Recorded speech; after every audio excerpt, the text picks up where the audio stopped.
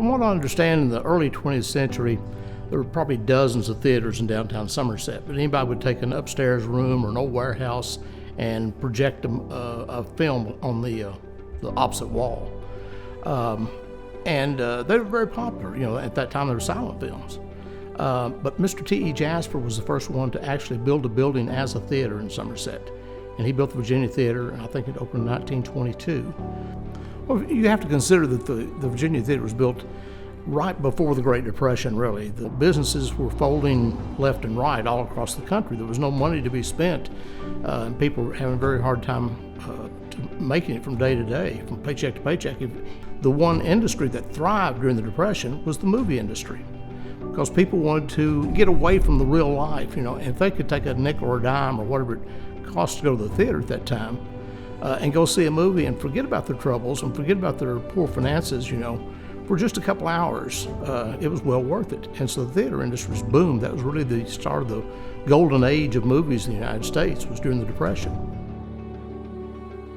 Okay, that was in 1972. I started working here as a junior in high school, and I worked until midsummer of '74. Oh, it was the place to come to, yes, because at that time, the downtown area, where if you drove and you were a young driver, that's where everybody cruised at nighttime. So my job was, I was in ticket sales, and so of course that's torn down now, but the corner booth there, so I could sit in that booth and watch everybody, and they cruised for hours, so that you knew who was dating who and who shouldn't be with who. So it was the happening place. From my earliest memories, we always sat up in the balcony, and that's all that we knew. And then as we got older, we started noticing a difference, and wondered why we didn't sit downstairs or couldn't sit downstairs. But I can remember the colored bathrooms, the colored drinking fountains.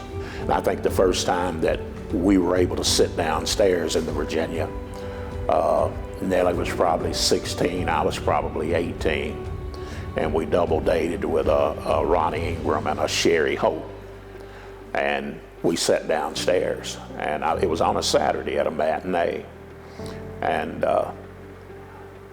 those are some of the memories I have.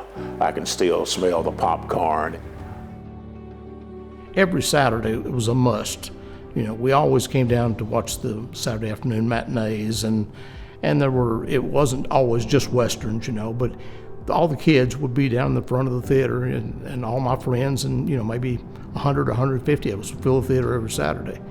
For night times through the week and on weekends, a lot of young people, that was their first date. It was a fairly popular date, was to go to the theater in those days. We didn't have HBO. There weren't any movies on TV to speak of, and so it was a popular place.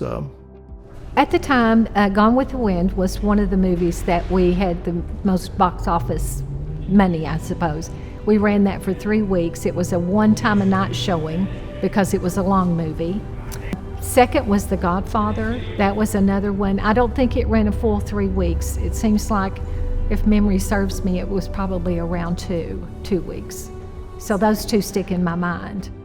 Oh goodness, it was awesome. They were lined up on both sides to come in, and they would somewhat meet in the middle there, and then they would take turns. People were cordial to each other, at that time. So there was no fights out there over getting the ticket. Of course, once he counted the tickets, and once the auditorium was full, then we've had nights that he would have to have turned people away. Really, when the theater changed from a theater to a cinema, it was remodeled, I believe, in 1970 to be the Virginia Cinema, and it was really completely gutted and got a facelift, and was still remained very popular and prosperous until the mall came along, and we had new theaters that were had more screens and had more comfort to them, and the multi-screens really killed the single-screen downtown theaters, and I think that's what happened in Somerset.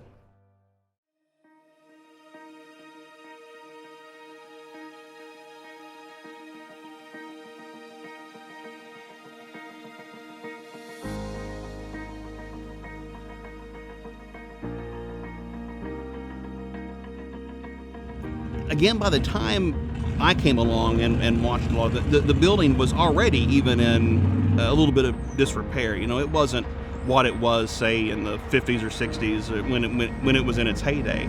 But I remember, you know, going up and then walking into the theater itself. It's how I describe any cinema. It's how I describe any theater.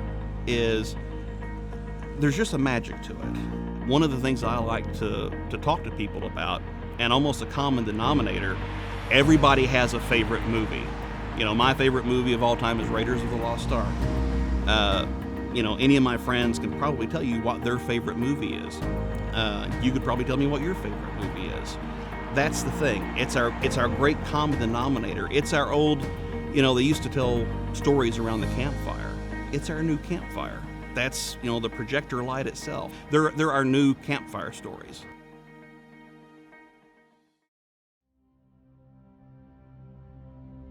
The theater had just closed, but the Jasper family was very insistent they were going to try to do some repairs. Now, it had some major roof leaks at the time it closed.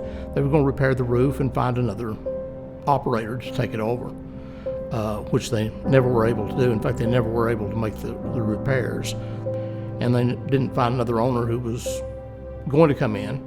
And downtown development, of course, our offices are directly across the street from it. First thing I saw every morning was the Virginia Theater sitting right across the street. And I knew that we needed it not only as a piece of the fabric of the downtown architecture, but we needed it for its business attraction to bring people downtown at nights and weekends. Bob has loved downtown Somerset really all of his life, but when he was president of Downtown Development Corporation, he and Gib Gosser, who was the executive director, really had the Virginia Theater restoration as a cornerstone for the Renaissance Kentucky project that Governor Patton had introduced at that time. But the owner was not sure that he was ready to part ways with the building, and it took a long time of persuading, lots of shoe leather, as Gib Gosser said, about my husband walking almost every day to talk to Dee and to try to win him over and try to save this building. I think each generation has played a role in getting it to this point. It was devastating, really, because the last time I had been in there was as a kid, seeing a dollar film, probably 1990 or something like that. And so to see, you know, the roof collapsed into the building, you couldn't get from the front door to the stage because of the material that had fallen.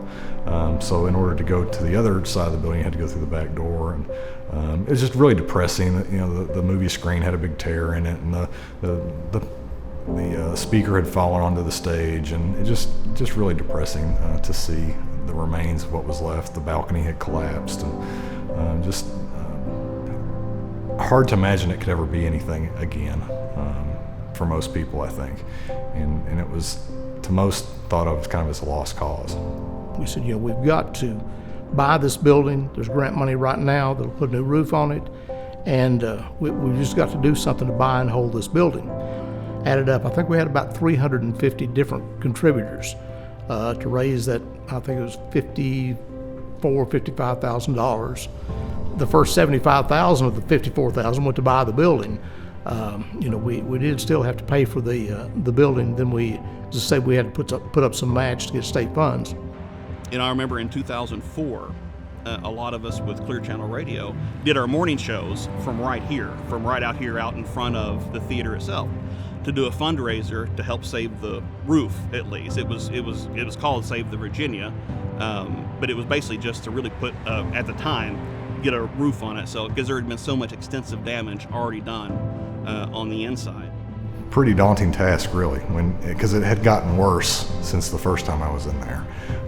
The situation had gotten even worse, and so it was not safe to be in there, and getting it down to a shell was a huge accomplishment, and because most people that had been in there thought at that point it was a tear down. There was no way to save it, and we didn't want to hear that. we put some hard work into it, the blood, sweat, and tears, and got it to at least where it was dry and clean, not squeaky clean, but it didn't have debris in it anymore.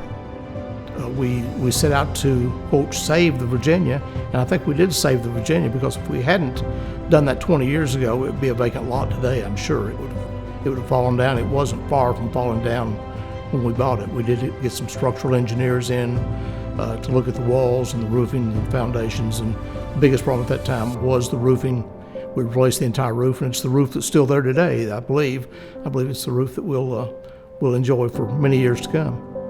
I think if we don't protect the history of our communities, we lose that continuity of spirit and heritage that's so vital in giving us all a sense of place. Everybody likes a good sequel, and that's what this is. It's a sequel, not just for the building itself, but for Somerset. I've thought all along, too, that a big part of that would be the Virginia itself, and to be that sequel, to say that, downtown is thriving again, downtown is important again.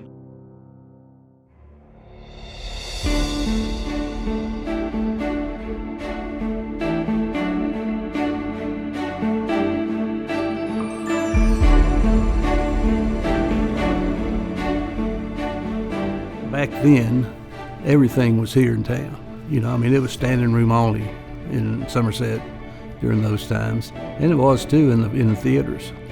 And hopefully that it'll be that way again. We talked about this project for well over a year. This was not a fly-by-night decision. I spent a lot of time talking to members of the city council, community leaders, people in the art and entertainment community about this Virginia, about what it would look like. One of the things that was critical for me was operational efficacy. I wanted to make sure that whatever we put here would work. And while the city could be a part of the transformation and the renovation, what I didn't want to do is subsidize it into perpetuity. We see that all the time. And I got comfortable with the idea of making it a live music venue first. And from there, we're going to talk about live theater. We're going to have an event space. We are going to have historical movie night. And so, that multifaceted approach, the sense that the Virginia could be a place for everyone, which is really important to me. Once I got comfortable with that, then we went full force and decided we were going to get it done. There's so much excitement when you think about the Virginia and all the possibilities of all the things that can be there. Again, to be able to house some type of art component or have live shows, musicians coming in from all over the country, to be able for this to be a destination for them. It's always been a destination for the lake, and that was a reason that people came to travel, but now music is a big portion of what a lot of people travel for. And so I think that that's something that we didn't have before, and now we will, and the economic impact from that is going to be lasting for generations. The ones that I've talked to have been real positive about Virginia and its reopening, and they're looking forward to it. It's going to be a real good asset to this community to get it back open, and especially if we can do with it what we think we can do with it. The whole council is behind this project. I don't remember anybody being opposed to the idea of redoing it. Gosh, in a lot of ways it could kind of become the new heartbeat. We're going to have an art gallery. We're going to have a place where you can, break bread or share spirits. We're going to have live music where we get to showcase the best and brightest throughout Kentucky and the region, and bring people in from all over said region and get to enjoy it together. I think it's, in a lot of ways, it's symbolic of so many visions and so many things that we're looking at doing, but definitely central to Lighten Up Somerset.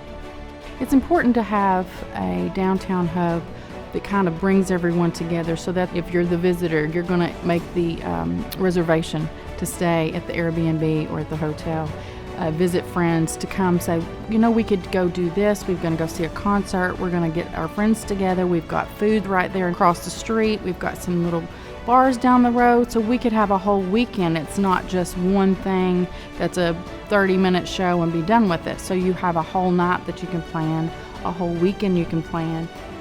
I think that we're going to see hundreds of people descend on downtown Thursday, Friday, Saturday nights.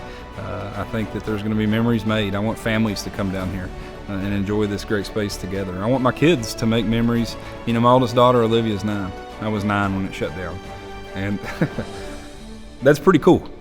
You talk about communities being rebuilt, and we're in the midst of that. And I think we're going to create a venue in a place that our children are going to grow up in, they're going to have families in, a place they can be really proud of.